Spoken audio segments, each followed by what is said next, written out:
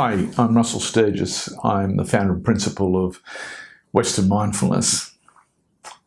I've been doing a series of blogs this year on mindfulness as it relates to real-life situations, and because of what's topical right at the moment, particularly around the segregation that's being brought about globally between vaxxers and non-vaxxers and mandates by governments, I felt that it was important that I take a moment to write a blog about that and to discuss that in this video. I want to start by giving my definition of mindfulness, and from the Western perspective, mindfulness is remembering in each moment that you have a choice to be more loving to yourself, more loving to others, and being more loving to the planet. If we look more specifically at those first two, then there's a whole lot of relevancy as it relates to what it is that we're dealing with in this particular situation.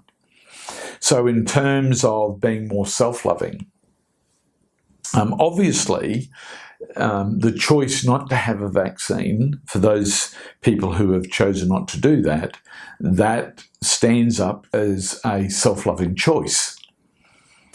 But in making that choice, it would seem that there's a need to increase your resistance to exposure to the virus, given that supposedly the vaccine doesn't minimise your exposure, but it does minimise the severity of the symptoms.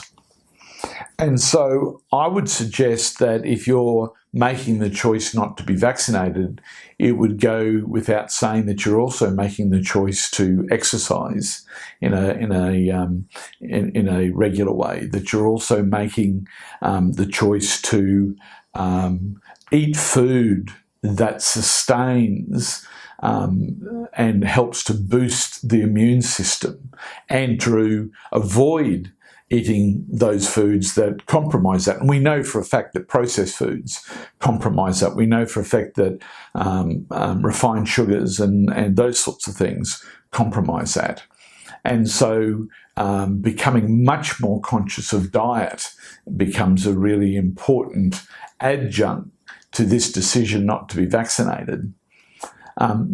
We also would be looking at the quality of relationship. What we do know is that quality of relationship has a huge impact on people's immune system. And so there would be more effort being put into being more loving to the people that you live with, and being more respectful of the people around you, and bringing a greater sense of empathy and compassion into your home and into your work and into your community as a way of life. The other thing that fits within this framework is the love that you have for yourself. Now, obviously, we've talked about those things that, in terms of the physical things, in terms of diet and exercise. But in terms of the state of the mind, for example, removing fear and not being driven by fear. You know, one of the things that I see happening is a number of people who are against the vaccine are very fearful, which we know compromises immune health. The idea of doing loving things, spending time maybe in nature, or maybe taking time to meditate, listening to music that you love, but avoiding negative things, I'd even say avoiding the news, but doing the sorts of things that really are about helping you become much more still, having more inner peace, and feeling love and joy in your day-to-day experience are going to definitely increase the immune capacity of the body. So once again, I would ask you, are these things that you're focusing on, are these the things that you're putting energy into in order to help sustain your immune system, which is going to do one of two things: either reduce your capacity to be infected by the virus or reduce the impact of the virus. While I'm talking about that, I do want to throw in a little gem from my childhood.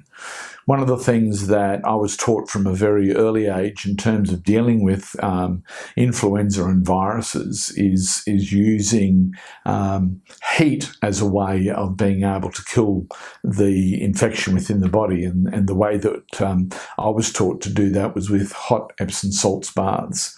And so how we would do this is we'd take a bath as full as you could make it and as hot as you could make it, as hot as you could take it, and put in about 2 cups of Epsom salts and go into the water and immerse yourself until such times as you sustained reasonably profuse sweating around the head for about anywhere from 5 to 10 minutes. The longer the better, probably up to 10 minutes. You may find that you're going to have to keep on topping up.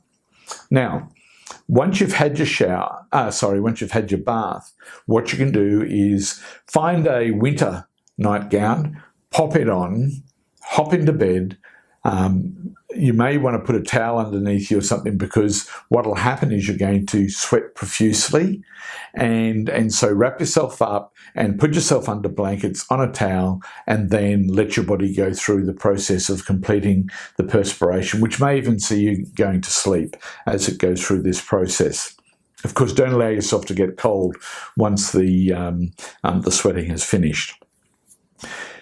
I have used this throughout my life, as I have seen many people, and as a retired health professional, I've recommended this treatment to many people over many years, and it has made a huge difference in the capacity for people to circumvent viral symptoms and to be able to move on with influenza and virus feeling quite normal after having gone through that process. Sometimes it could require a second bath, but generally speaking, what you're doing is 2 things. You're raising the temperature of the body, and what we find is that the viruses and influenza type symptoms can't survive the high temperatures.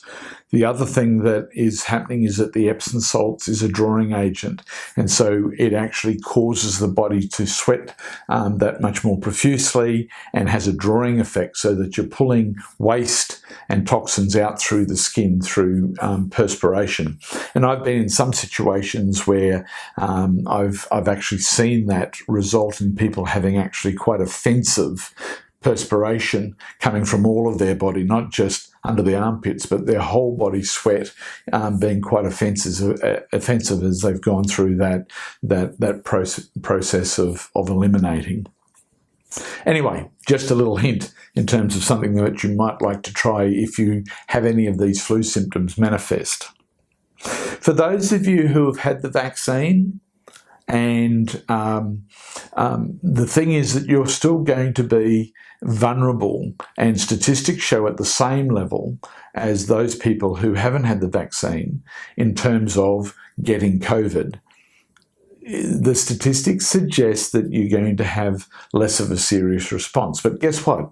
Everything that I've just said to those that choose to be non-vaccinated is also acts of self-love for those that feel that having the vaccine is a way of being self-loving.